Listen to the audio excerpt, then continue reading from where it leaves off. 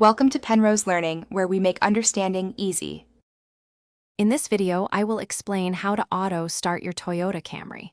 We'll cover the simple steps to get your engine running remotely, discuss common reasons why it might not work, and explore some useful features of the system.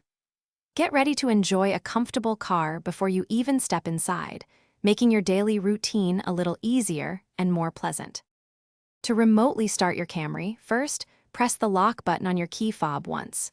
Then, immediately press and hold the lock button again for about 3 seconds. You'll see the parking lights flash, and your engine will start, allowing the climate control to begin. This simple sequence ensures your car is securely locked before starting, providing both convenience and peace of mind. If your remote start isn't working, there are a few quick checks.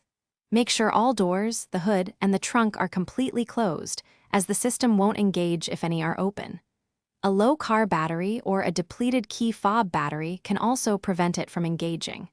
Sometimes, the feature might be disabled in your vehicle's settings, so check there too for a quick fix. Once started remotely, your Camry's engine typically runs for about 10 minutes before automatically shutting off to conserve fuel.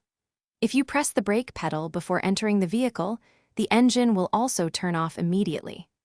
The climate control system will activate based on its last setting, ensuring a comfortable cabin when you're ready to drive, whether it's hot or cold outside.